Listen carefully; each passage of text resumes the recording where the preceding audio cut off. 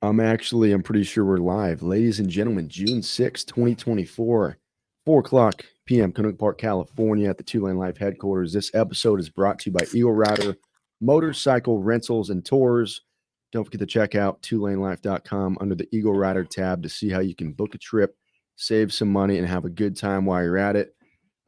We just dropped a pretty cool video yesterday, and we've got some people from Philly from that video on today's live to share even more of the story. So, boys, what's going on? I mean, it's going to be great. The video drop was it was a really inspirational, emotional drop. I really loved watching it. Are you throwing that to me? Well, I looked at you. I mean, I loved watching it, let alone I loved being there newscasters here and doing it. But I actually loved watching it, even though we lived it. I think I said it in the video. I'm so crazy happy that we started this channel. Yes. Because the people that we've met, the stories that we've been able to tell, not only with just us traveling around, the globe, the United States. Yes. But the documentaries we've done. Great stuff. And to ride into the inner city of Philly and pull up upon this fenced yard, couldn't see behind it, get off the bikes and the gate opens, and to see this transformational area that is meticulously cleaned, all the colors of the stables. And we happened to be there when the trees were blossoming right behind it. Right. It was just like this. Oh, it was so cool. Kind of surreal, kind of interesting. And it just, you learn. It's that classroom out in the country, out in the different states that we go to all the time, and we get to learn. Well, and I think before we jump the folks in, you saw something on them like 2.5 years ago. Mm-hmm. And you came and said, hey, I saw this thing, let's check it out. So I got in touch with the board. Well, it took us a while. Well, I'm just going to get to that. Yeah. So it took us 2.5 years to finally crack the code. And I think probably they were thinking we wanted something where all we wanted was to tell their story. And, right. and we want to continue that today with Darrin and Lee and some of the kids. And I want to get a little bit to the brass tactics of how this has actually helped the children, and spend a little bit more time around that, because we firsthand saw how respectful the kids were. We took them around the block on the bikes. Every one of them got off and said thank you. Or if they didn't, one of the other kids would say, did you say thank you? And then the kid would go, oh yeah, thank you. But they held each other accountable. Well, the cool thing also is we saw the kids were in the video, that you see them, but we didn't really show anyone talking. So now we get to have them hear some words from them, which is going to be pretty cool. So what do you think? Go back, watch our drop from yesterday. Next week's even going to be fun as well, but go ahead. What do you got, Josh? Order your 2024 Saddleman seat on We got 2LaneLIVE.com. A lot to talk about today. We definitely have a lot of videos left in the series, so we might as well just invite them in. Let's go. How you guys doing? Hey, look at that group. Yes. How's it going, Darrin? What's happening? How y'all doing today? Good. So it's 7 o'clock out there. We'll try to keep this to an hour so that you guys make sure you get your grub in if you haven't done so already. But Darrin, we wanted to personally thank you guys for taking the time and sharing the day with us. And we had a little bit of weather, so we didn't get to see quite as much of the activity, but we still experienced what I think firsthand you see every day, which is families coming in and the kids helping them mount them on the horse and then having them walk around, and the smiles on the face and the joy that you can see is just, it's amazing. And that's been going on for a long time. Yeah, very long time. Well, you want to introduce the group there? Well, I can have them introduce themselves. Yep. Start over here. My name is Najir. I'm 12 years old. Number 7. Right here. Speak up loud, guys. Speak up no louder. My name is Ellis James Ferrell. I am in the 4th grade, almost in the 5th, and I am 11 years old. All right, Ellis. Hi, my name is Andre, and I'm 9, and I'm about to go to the 4th grade. All right, good for you. Well, my name is Corey. I'm 15, and I'm about to go. I'm in the 9th grade. I like your name because that's my last name, Corey. It's a cool name. It is. Hi, I'm me, and I'm probably one of the older guys in the pack right now. Well, we're going to get to your story a little bit too, but I think Ellis Jr., you were there when we were there as well, and I believe Andre as well, right? Were both of you there? Yes. And we took you around the block on the motorcycles. How did you like that? Good. Have you ever been on a motorcycle? Yes. Well, we have to come back now because you guys have to put us on horses. Oh, all right. that sounds good. Yeah, Darrin, we missed out on that one. We should have jumped on the horse. I don't know why. Bye. Anytime. I'm trying to figure out how come I have a hat on and somebody don't. Why I don't? Yeah, I'm trying to figure it out right now. I mean, I can get it. I left it in my bike, And but it's right out there. I would have thought out of any episode that we've had today, even this year, that you'd be wearing the hat. Well, I'll go get my hat. Like, you got it. I'm wearing this hat, man. All right, I'm going to go get my hat. He's Listen, going to do it. that's what I'm talking about.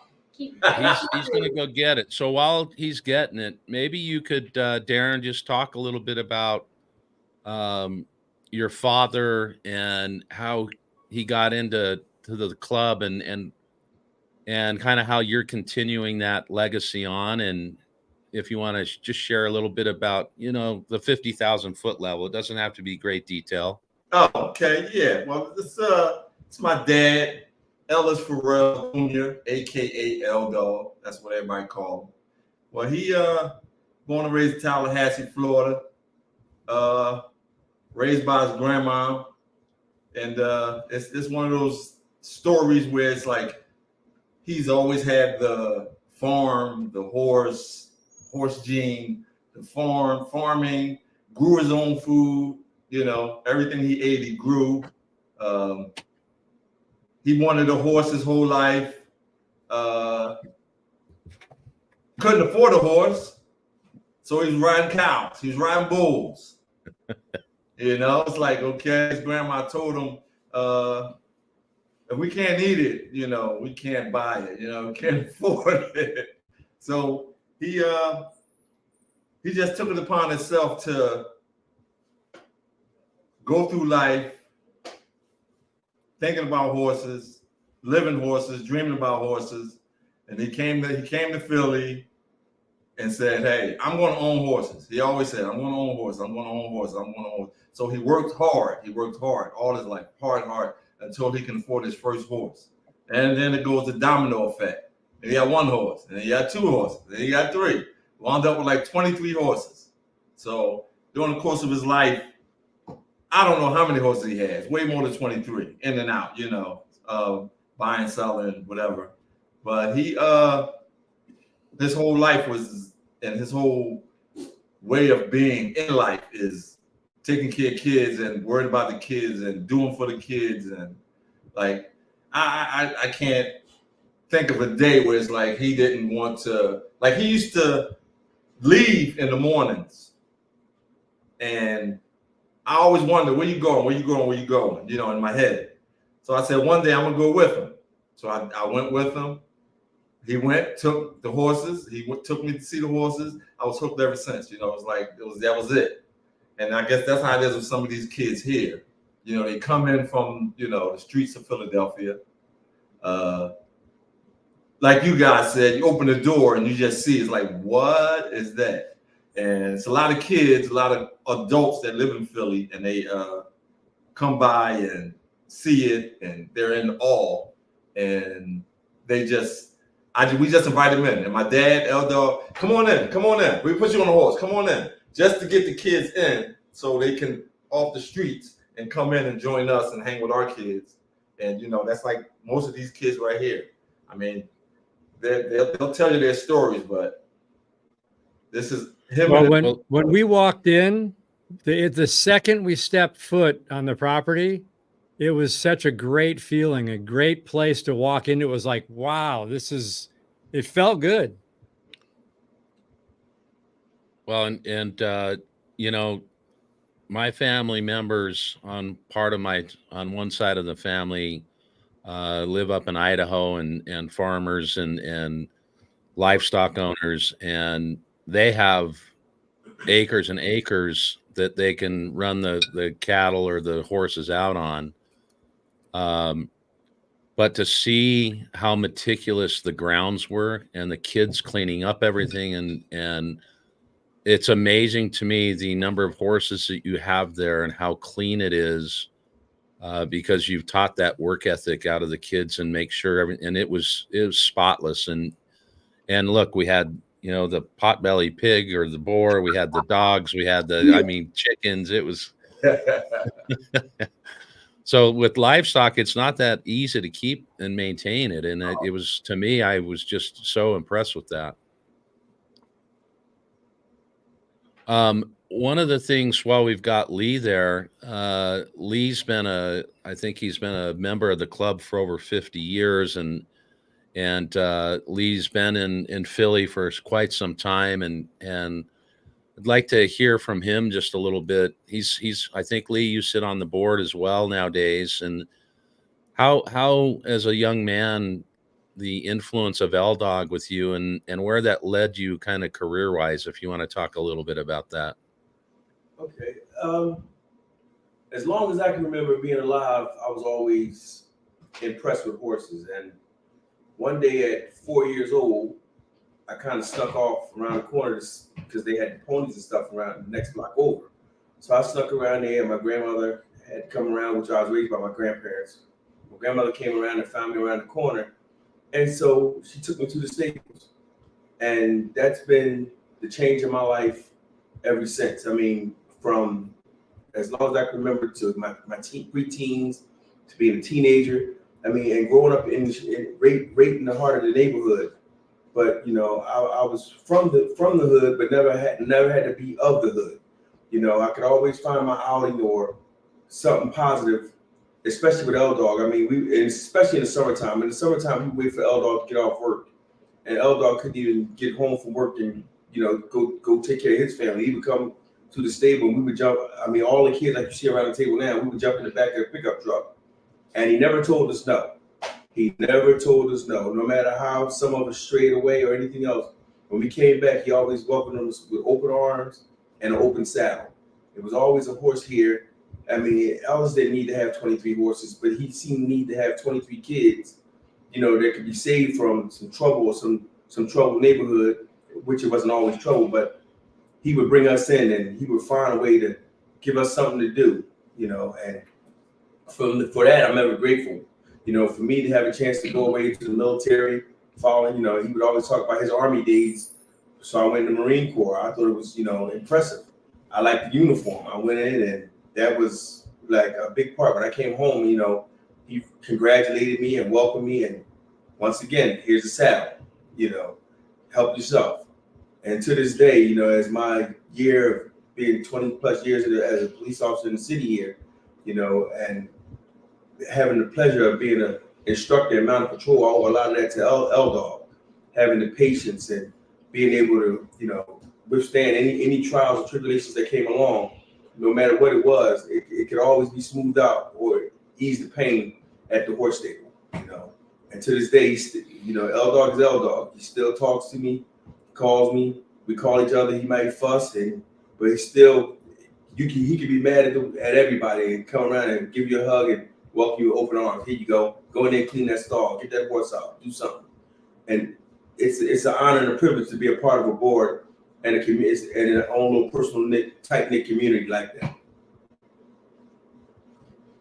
So one of the things that impressed me as well is I think from basically day one, he's Eldog has kind of self-funded a lot of the stuff that's gone on there, and whether that be purchasing hay or feed or veterinary bills. We're going to do this a couple times today, but if anyone wanted to donate, Josh has the link in the drop, and there's a donate button if you go to Fletcher Street Cowboys on their website. There you have it right there, and feel free to donate and help these guys. The horses need it, the kids need it. So if you can see your way to even a $5 donation helps. Anything helps. So we'd encourage y'all to go out and do that. So and I forget the young man's name to your left there. The visibility, I can't remember if that was the next up and coming cowboy that had only been riding a little bit of time. Oh, That was on the big giant horse. Yes. And he was prancing the horse around. Tell us a little bit about your story, young man. How I started around like 4 or 5, and my cousin, she put me in a car. She was like, "Come on, we're going somewhere." You know me, I keep asking questions like, "Where we going? Where we going?" She was like, "It's a surprise." So I'm like, "All right." So I'm just waiting. So she take me like, I don't know where we at. I'm just smelling stuff. I'm like, why it smells so weird? And then I seen they just pulled out a little pony for me, and then I just ran up to it. I didn't care if they said it was gonna kick, bite, whatever, cause I was always like that. Like, so as they pulled the horse out, I straight said, "Can I ride? Can I ride?" They didn't have a saddle on the horse, nothing. They just had a halter and a lead line. So they threw me on bareback. It was like hold on to here, and then like no reins or nothing, huh? nothing, no control, just here. And he took me up and down, like up the block and everything. And then it was like they told me to get off.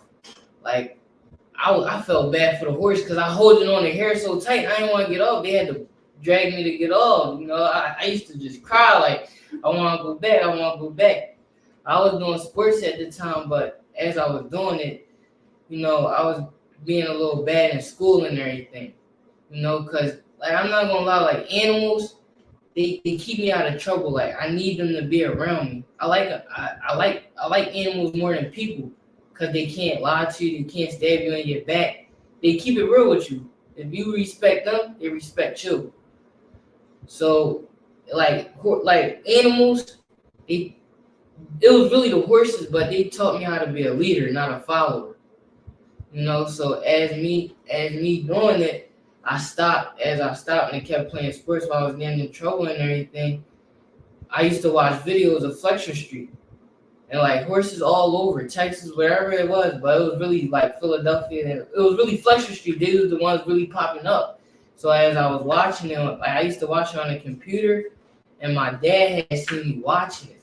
So as he seen me watching it a lot, so I was playing football at the time, so I came from practice or whatever. I went straight to sleep in the car. I was tired. So, and then I woke up. I'm like, I know where I'm at. Straight hopped out the car, went in the barn and everything. Ain't asked no question. I ain't care. I just wanted to see the horses. So then they pulled out another horse, did it again, bareback, no saddle, no nothing, because I was always in a rush to get on the horse back. Cause I felt peaceful. Like it got like if I was going through something, like I wasn't stressed no more. If I was whatever mad, I'd get on the horse and be good. Like I know I'm good. Cause if I be mad or whatever, get on the horse, I come back with a smile on my face. So ever since, I just kept coming down there every weekend. Even taking care of the horses. If I slack, my dad would be like, go get a horse water or something, go do something. And I was like, dang. Cause I wasn't out, like I was mature, but I really wasn't. I was still, when I drifted away from the stable, I was still getting in trouble a little bit. So I was in school. I got a detention, one detention. Came back. My dad told everybody I got a detention. They told me I couldn't ride a horse or nothing, do nothing with horses, take care of them, whatever, or just work. That's all I could do down there. But I couldn't really have no fun, you know. So then, ever since that day, I never got in trouble again. Whatever it came to, like it taught me how to distance from people that I wasn't supposed to be around. Like at my age, going on in Philadelphia, you got kids killing each other and doing drugs or whatever, and I know I had to stay away from that because I know my mom and my dad. Nobody don't want to see me around that. So I usually tell myself, like, if I'm around people that I know they probably gonna do something, I'll distance myself. I'll be like, no, I'm staying in the house or whatever, and that's all I do. You know, I'll be watching videos and horses laying in my bed. Like that's all I do. You know, and I tell people like with the horses, I'm gonna keep doing it forever, cause they the ones who like kept me alive. You know, if I didn't have horses, I don't know where I'll be. Like You have a good passion for it, and everything you're saying right there, the feelings that you're sharing, we have those same feelings on motorcycles as well. So we understand what you're saying. mhm. Well, we probably don't understand all of it, but we get it. But you're still a young man, and you still have directions that you need to head. And I really love the fact that you're talking about how the animals are true to you and they're not lying to you or stabbing you in the back, and there's a trust that you develop there. And we talked about this with Eldog a little bit, in the fact that and we've all been around horses as well, and the reality is that horse can understand who you are, and it can sense your feelings, and if you're afraid, it'll sense that, and if you're not, it'll sense that as well. And that respect that you have to command from that horse, and the respect that you give to that horse creates that bond that you're talking about. And it's, you know, when your dad started this, Darrin, I had this conversation with him a little bit, like, if he could just help one person, then that's life-changing for him and for everyone that's been helped. And think about how many young men have gone through that set of stables, and from when it started to where it's at today, how many people you guys have helped, and it's a blessing that these kids have you guys. So Court, I admire your story, and keep, you know, moving forward, and make sure that you use this as a background. Lee's a perfect example of someone that's used it and levered it and became, I believe you were a police officer as well in that beautiful uniform, right, Lee? That's correct. So when we were there, did anyone just first learn to saddle a horse? Because there's a lot of things that these kids have to go through first before just jumping on a horse, not unlike just jumping on a bareback, but I think someone was just learning to saddle it the first time on their own, right? Yeah, that was a kid named Yasin. Yep. He was riding Freeway, the tall horse, and I was explaining to you how he probably been there maybe an hour, 2 hours, and you saw the result. He was on the horse riding back and forth. Some stuff you can't teach. Like, if you know it, you know it. If you in it, you in it. Like, Corey is one of those things you can't teach what he has. And then you flip it, and now you go to Najir here, who when he first came, he was terrified. I don't know if you want to talk about it. And to where he is now, it's amazing. I don't know if you want to explain the story a little bit. Talk a little bit about it. Yeah, let us hear the story. Talk loud. I was scared of horses at first, but then that's when they got Liz, and I used to love Liz. I used to just ride her every day. I was so a lot though. He said he fell a lot. I was scared of big horses, but now I can get on a big horse right now. Now you're on horses and you're on YouTube. You didn't break any bones, did you? No. That's good. And then we got the youngest, who's Andre, who's been learning, and now I'll just tell him to go get the pony. He saddle, bridle, he knows how to do it by himself. Like this kid is amazing. This kid right here. So that young man could teach us how to get all set up and ride. He can teach you exactly how to saddle, put a bridle on the horse's mouth. With no problem. Nice. And this Ellis right here, this is our famous tour guide. Yep. His work ethic is beyond a lot of the young kids at the stable. Like, I don't know if you want to talk a little bit about what it means to him.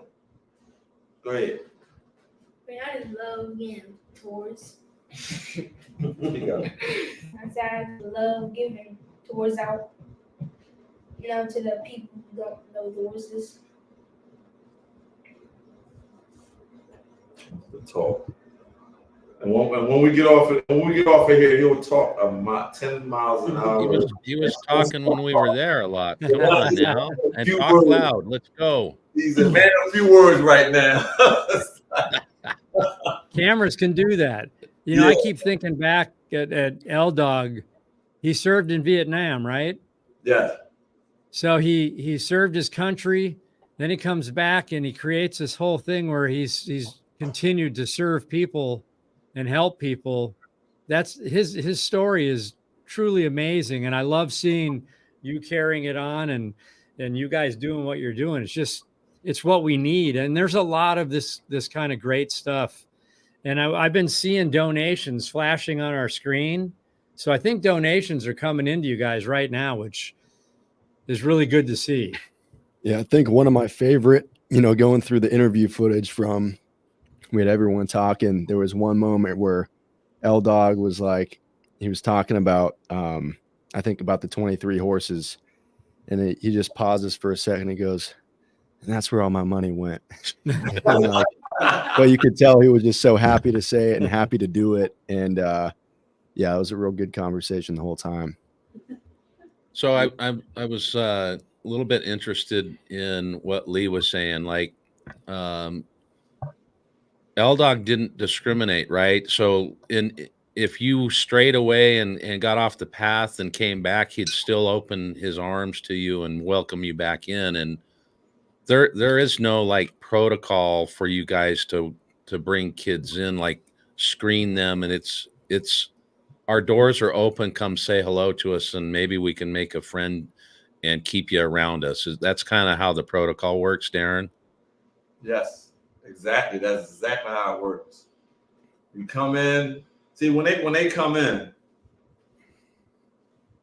they're a little reluctant because kids are scared. All these kids, the horses are so big. But Eldog always encourages them. Come on in. Just come on in. Just come in. We got you. Come on in. And Mr. Tour Guy jumps right in. Oh, I'll give you a tour. And after that tour, it's all over, because he doesn't want them to leave. He'll talk to them. He'll talk to the parents while the kids get to play and run around and play with the dog and the pig. And, he'll try to keep them there. And then he always says his famous line is, bring them back anytime. Bring them back. Bring them back. Bring them back anytime. So, that's him. That's him all day, every day. And he'll sit there. On some of your busiest days there, how many kids do you think you have there? 25? Yeah, 20, 25 easy on a busy day. Easy. So not only do you teach, and we'll get into kind of the work ethic part of it, but you teach them how to work. You teach them the respect of the animal. You also take them on like field trip kind of things, right? Or camp outs and different things. Like we go on like camping trips each and every year. We go to a market where we get stuff like ducks and animals and such on.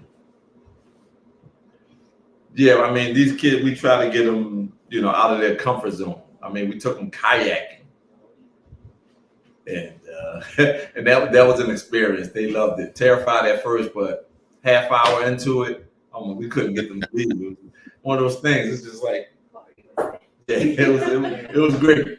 A couple people flipped over, but it was so much fun. So much fun. Yeah, you got plenty of rivers and lakes there, that's for sure. Oh yeah, yeah. Maybe speak to there was a barbecue grill out in the stables there, and there were some young chickens being raised. There was one of the guys, we didn't get to meet him, but I think you were telling us a story. He was going to raise those chickens, and he's kind of an aspiring chef, and he feeds people around the neighborhood there and was going to raise those chickens to feed people. Oh, well, it's one of those things where it's like Eldog, he'll go into it with that, that mindset, and then once he has them for a while, it's like, no, go around the corner and buy some chicken. That's why we have so many chickens, because he don't want to kill them. He just, he would love to do that, but it has never happened. It hasn't happened yet. Never happened. Okay.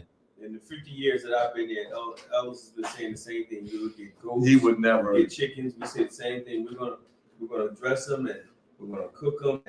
And then by the time once he gives them some food and water, he's in love with them. That's it. And they're there forever. Hey Corey, Shut. you're going into freshman year. What's been your favorite riding moment? Do you think? Fletcher Street. Yeah. It was every. That's a good question. I don't even know. Yeah, that is a good question. Is it every time you get on the horse, it's your favorite time? Different There's horses. We used to have a horse named Snoop Dogg. He was a leash ball. He was an older horse, but he moved like he was like 5. He was like at least about like 25, but moved like he was 5 years old. So I'm like, dang. But he was one of the horses that actually like made me get better with horses. Cause I remember like every time I used to get on, he used to just buck. And then like he taught me like sometimes you gotta let the horse do what it want to do sometimes. And so they could just chill out. Cause sometimes he used to just buck.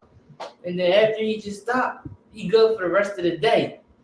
But people try to stop making him buck and everything when everybody else rode him. And all he'll do is just buck the whole ride. People was like, how you know how I ride and blah, blah, blah. Because I let him do what he want to do. And he let me do what I want to do. So you got to give him 50-50. So let him have his time. He going to let me have my time. And then so ever since. Because he used to be the only horse I really learned how to keep my balance on because that's all he liked to do. And then, so I just moved on, kept moving on with different horses, and I just kept getting better and better and better. Because me, I can't really stick to one horse. I usually move on like to a lot. I'm actually riding a horse D-block. I say nobody don't really like him because he really like to do what he want to do. But I mean, I'm cool with that because I like horses. So that's what I do. It's like a kid, Sometimes you gotta let kids do what they want to do, and then they gonna chill. It's not like that. I like it. I like that too. I like it. So Corey, he's a little bit like you then. He would buck up a little bit like you would, and then you'd get yourself straight. Yeah, sometimes, that's just how it is. Like, me, like, I like playing the game sometimes, so my dad let me play the game for a little while, I go right to sleep. And that's just, I learned that, like, taking it on with horses, they just like humans, They just, the only thing they can't do is talk. So you gotta know how to understand them. You gotta know their body movement. Yep, You know? mannerisms. Yeah. Whatever. It's really their ears. So every time I look at them, I always look at their ears. You know, see how they are. But that's just how I've been around for so long that I don't think I'll stop around horses though. You know, Yeah. it's my thing. Like it really taught me how to be who I am today. You know, it kept me moving, it kept me pushing. Like I kept striving. I was with the horses. I was always dedicated and I was always motivated. You know, and it just kept pushing me to go harder and go harder every single day I wake up. You know, sometimes like when I wake up, I think about like, dang, I don't want to mess up because if I mess up, I can't ride horses no more. Yeah. So that I always keep that mindset. So when I go to school, I get good grades. So like this year, I came with A's and B's, none else. Excellent. That's Definitely good. Great job. And I just graduated today. All right, congratulations. We love it. My dad right here, he come over, Dad. Oh, sure did. Oh, good night, Dad. Come on, Dad. Just poke your head in and say hello. His name is Sean. One thing he loves Harley-Davidson. He like him. Wow. He like him. Hey, What Sean. up, How Sean? you doing, He buddy? loves Harleys. Right on. Great job, Sean. You're raising a great young man there. We can tell. Yeah, good work. And he kept me pushing too. Like if it wasn't for him taking me down there every weekend, every chance he had, he'll just take me down there. And we'll spend he'll take me down there in the morning, we'll be down there the whole entire day. I'll be sleep outside in the chair, waiting for us to go home.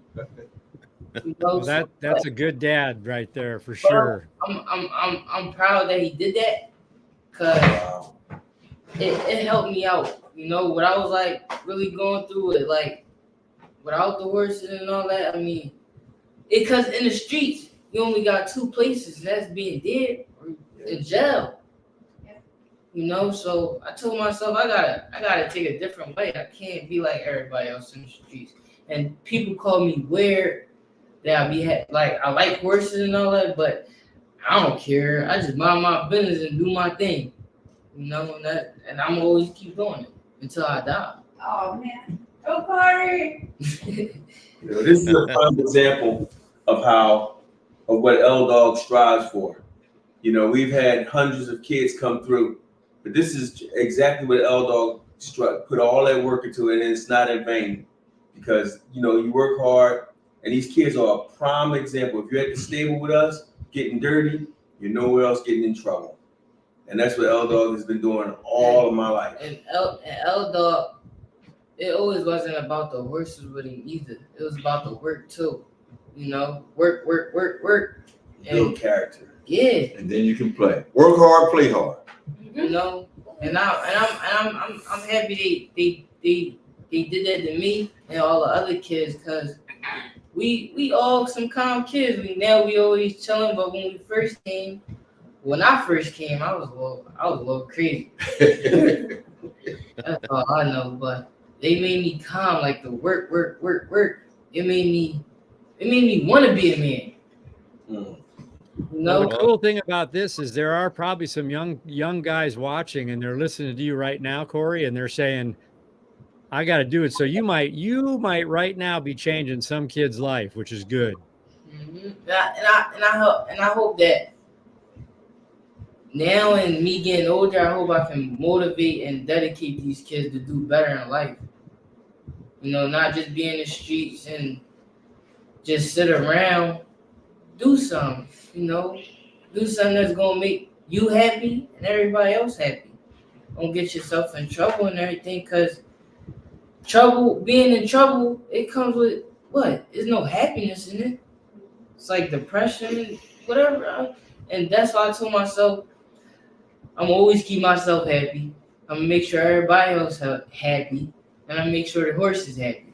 That's all I got. That's all I got to do. Well, I wish all of our youth could go through Yeah. Eldog's camp there, because I think it would help all the kids just to learn. You're learning something and have learned something that is a lost art a little bit, and that's hard work. And what's the least favorite job there? Is it the cleaning up the stall, or is it not a bad thing? It's like I need to clean them. Actually, like people be thinking that's the worst thing to do, but actually it's the best thing to do, because first of all, it makes me stronger. And then, but it actually take things off my mind, you know, because if I'm focused on the work, that's all I'm gonna be focused on. I'm not gonna be focused on nothing else. So if I'm going through something and I just hop in the stall, clean it up, I'm good. You know, even taking the horse out, brushing it, feeding it just makes me better, because I know I'm doing something that's making something else better. You know, and that's just how I want to feel. You know, I tell myself I'm gonna be big in life. You know, as long as I keep pushing myself and keep going hard, I don't have nothing to worry about. You know? That's right. Man, this conversation's making me think we need to come back there and spend a couple days working in the stalls and riding horses with you guys. Yeah, Darrin, that was one of the things we talked about. You're supposed to put us to work a little bit. Right. You didn't do that. Well, we learned. We have to come back now. I wanted you guys to come back. That's why. But I can tell you one of the hardest jobs for these kids. It's lifting feed bags and stacking hay. Oh yeah, that's the hardest. There you go. For me, not hard for Andre. Muscle work.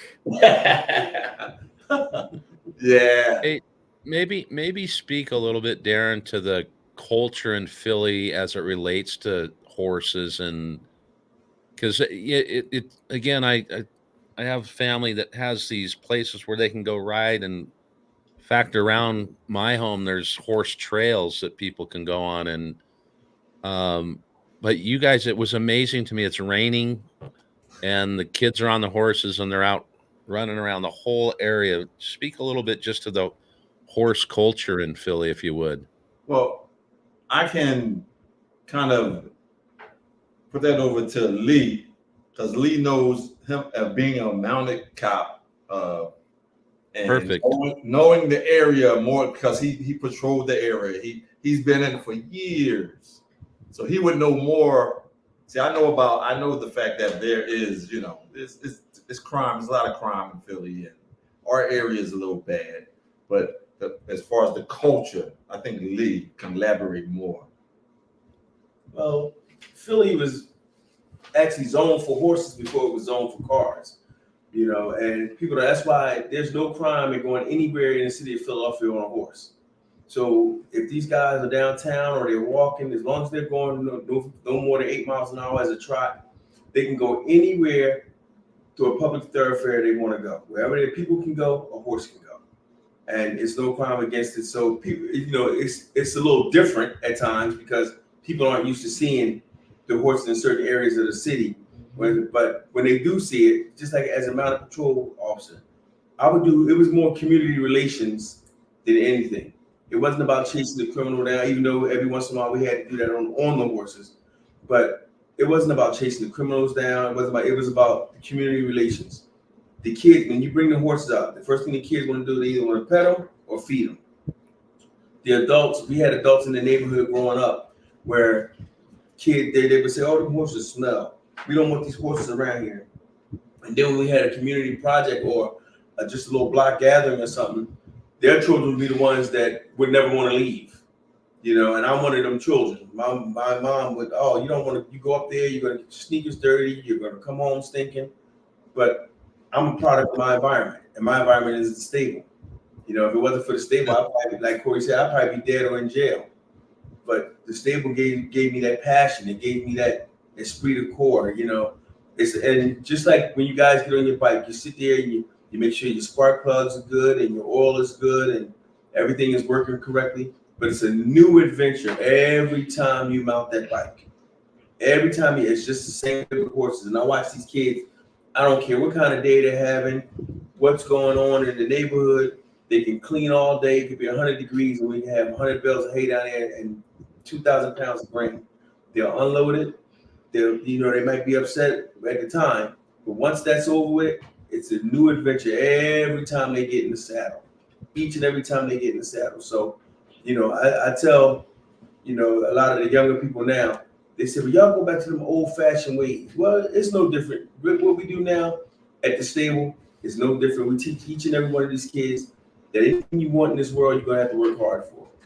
And that's the problem with a lot of places now. Nobody wants to work for a living anymore or anything else. But when you come down here and you teach these kids character, and you teach them responsibility, and you teach them to follow rules and regulations, they grow up to be good young men and women. We have a couple of young men and women that came down there. One's even a doctor right now. So I tell you, you can do anything and everything you want to do right there at that stable. Right there at that stable. And it never changes. It just gets a little older. And as I used to say, we just put a little hip hop in it for the young guys. That's all. Yeah, those are some true words right there. You can do anything you want to do if you just work for it. And you know what? The work ends up being fun. Yes. Mhm. Our job's not fun. Yeah. We get to ride around the country and meet great folks like you guys. Well, they're family now. Oh, yeah, your family. Now. You're part of our family, whether you like it or not, unfortunately. But You the cousin. so can you put the link back up? And if you've just joined us, or if you joined just a little bit ago, we're having a great conversation with the Fletcher Street Cowboys, and it's an organization that is really helping the youth, and they're open arms with everyone, and they self-fund a lot of their needs for veterinary, feed, hay, stuff for the kids. If you could, and if you have a kind heart, if you will, please donate on their website. People will be hearing this as this will be out on Spotify and some other things as well. So if you're just tuning in for the first time, it's a great cause. And we met some incredible people that have given their life to really helping the youth. And we met some of the most amazing, hardworking kids there while we were there, and really became friends with them as well. It's just, they were so courteous and kind to us. And we ended up buying some pizza for them. And I think they liked that too, because we liked it. It was good. So FSURC.com/donation. Yep. And I guarantee you, Hit any that of our dial. listeners right now, and we had a lot of people that knew we were riding around Philadelphia, hanging out in the city, in the country, and they were all hitting us up saying, if I knew you were there, we would have rode with you and this and that. Well, why don't you go down to Fletcher Street and go to the stable, and I guarantee they'll open the door and let you ride in and show you what's up and maybe teach you a few things. Oh yeah. So donate. Once you come down, you're gonna be a part of the family. Hey, would Sean say a few words or no? Or, You want me to say something? yeah, you tell us just a little bit about Corey and how you've seen him change since he's become a horseman. Well, once Corey started riding horses, he went down there, and then he didn't want to leave, so I had to go down there and get him, bang. So then he come home, and then when he get out of school, he moping around. So I'm like, what's wrong with you? I'm like, you want to go down to the stable, don't you? I'm like, oh man, so I got to go down there. I'm tired from work. I got to go down to the stable. I go down there.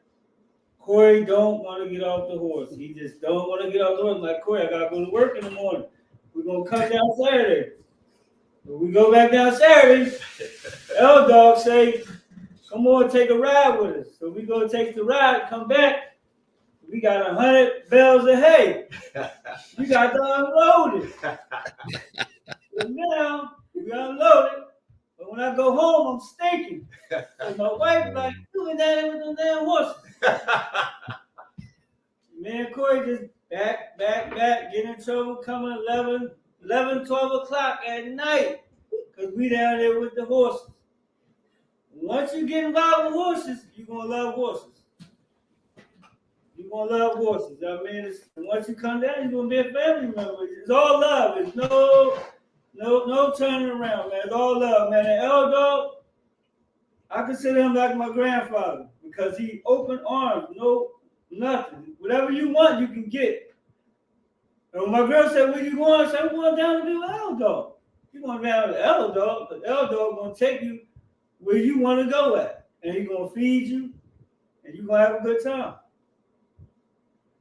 Like it. We appreciate. Yeah, I mean, it's we firsthand see and saw, and that's why we enjoyed it so much. I mean, you know, there's a lot of programs out there to try to help the youth, but I had never seen one quite like this. And what was also interesting to me, and I think we talked about it a little bit, but when a family came in, there'd be 2 kids per horse, and they would help mount the person, and then they would kind of walk around the stable area, and it's like they were super excited to share that experience with another kid that hasn't done that before, and you could hear them say heels in, toes out.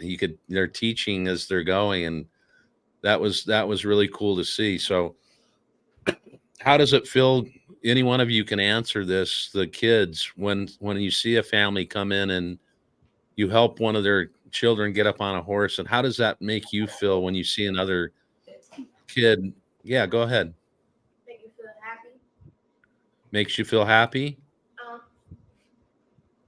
Speak loud.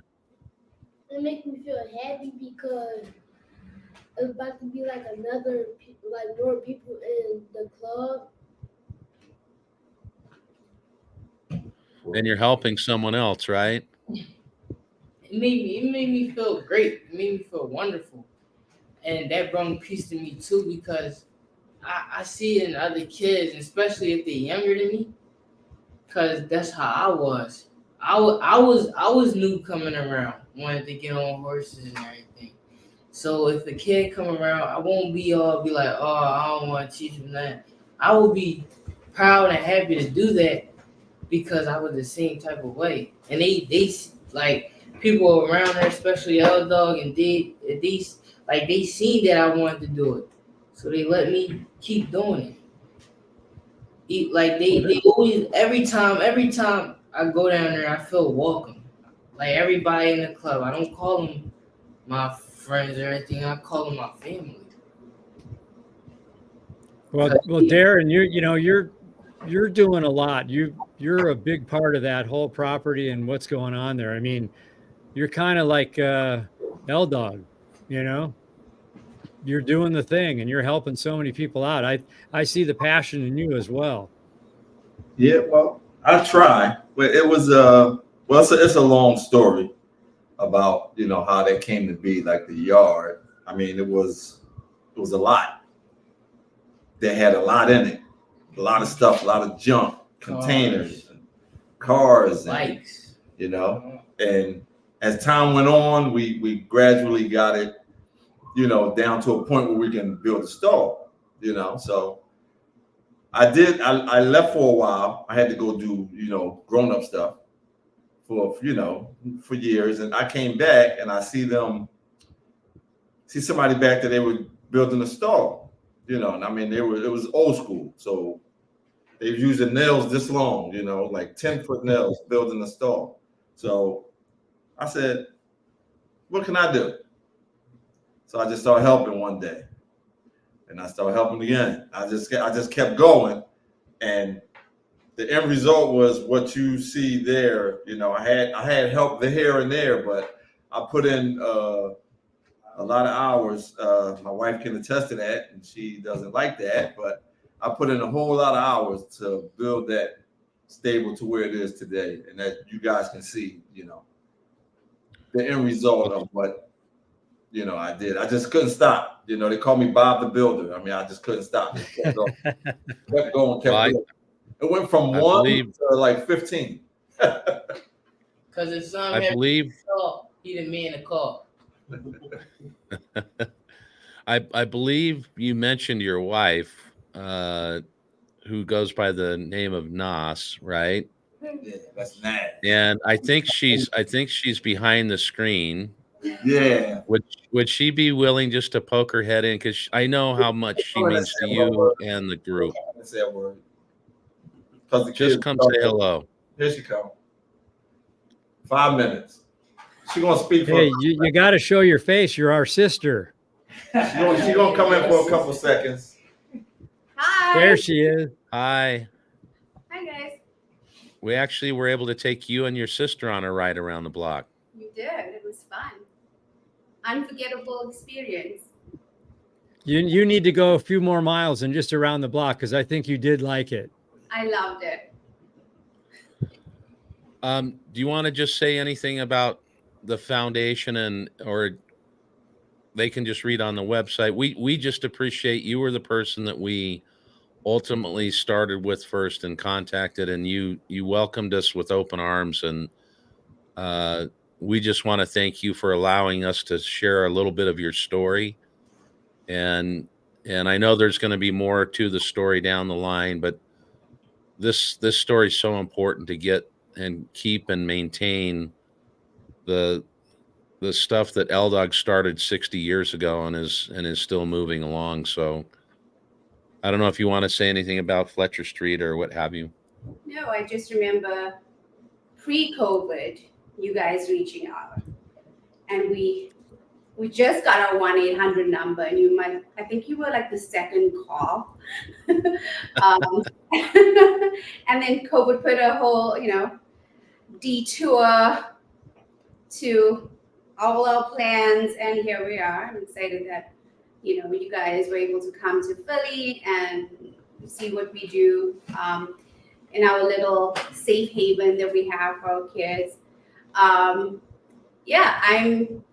We're very much so involved in it for different reasons. I see the value in this place, like Corey, really spoke well to. There's so many good things. We're a little family, big little family. We try, I always say this, the horses are it's a bonus to us. It's just, as everyone knows, horses are very therapeutic, and I work in the mental health field, and I see how kids are impacted every day by just showing up. We do not charge the kids a dime to come there. It's totally free, open to the public, and that's the way Eldog would like it to be forever. And just to have those, rotating doors where there's no restrictions, you come when you can. I know, like, we were just talking about another kid that remember when he got jumped, and Darrin can talk to this, and he was covered in blood and he ran to the stables. Those are the moments that actually keep us going, and it gets hard sometimes because we're a very small team. But it's just wonderful to watch the kids play in the yard and interact with the horses. They're so big, strong, and our kids, when you respect animals, they'll respect you. So we learn a lot from the program.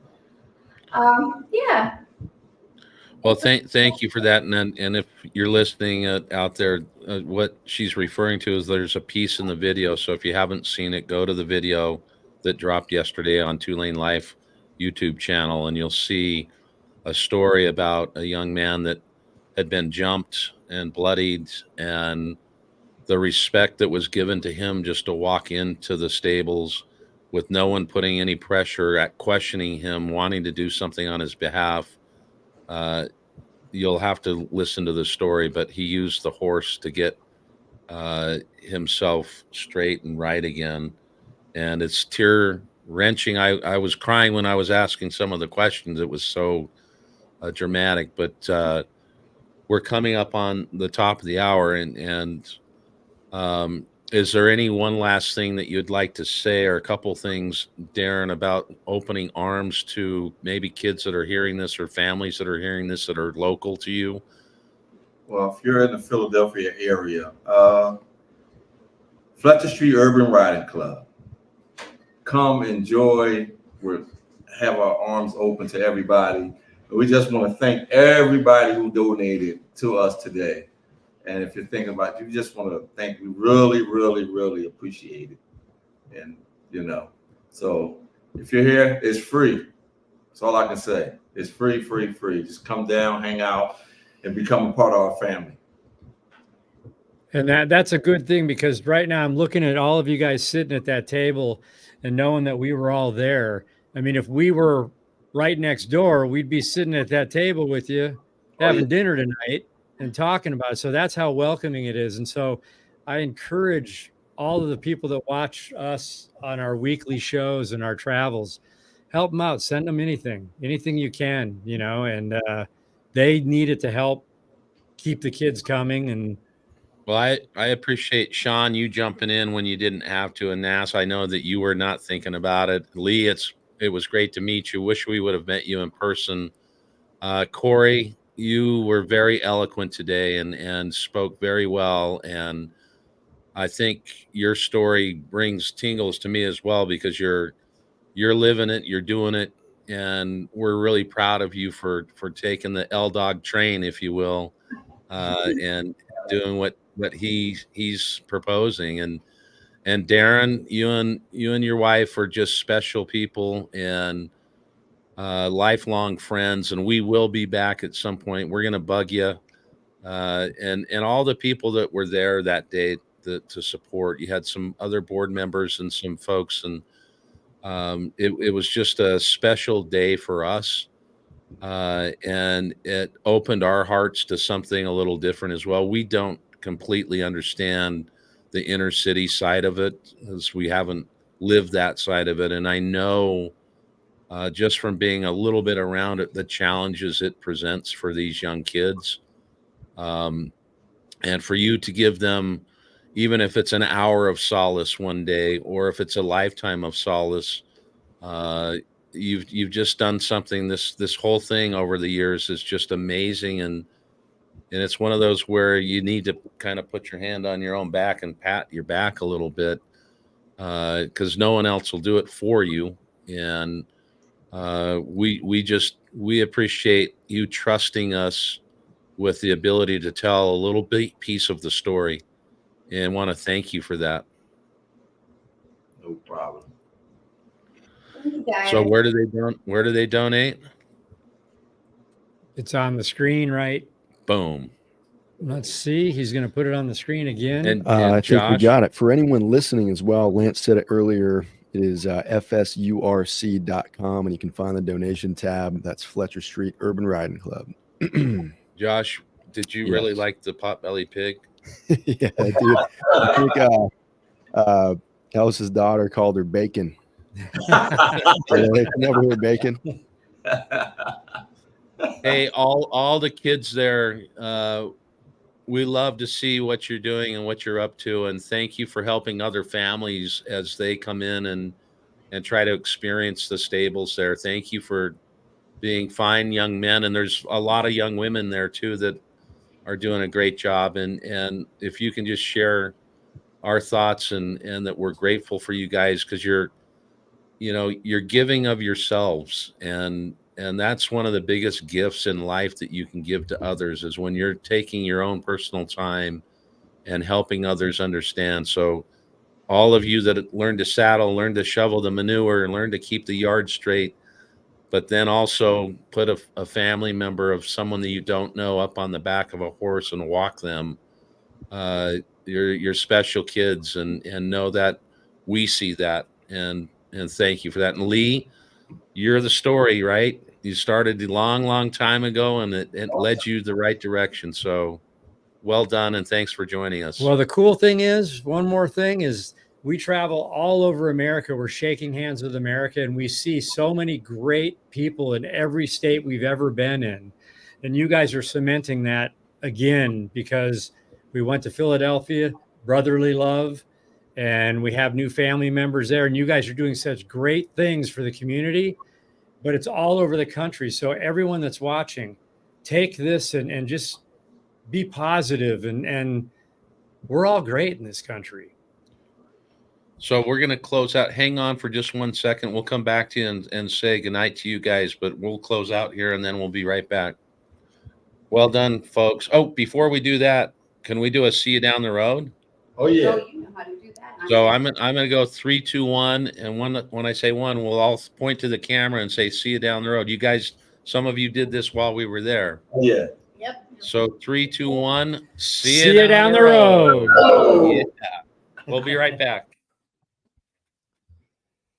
It doesn't Great. get much better than that, does it? No, wonderful people. I love those guys. I mean, it's just everything life-changing. I'm And it's so, speechless. I mean, you guys said it, we saw it. Character, right? That's kind of the biggest thing that stands out, whether it was the kids or everyone volunteering or just sharing the story on here.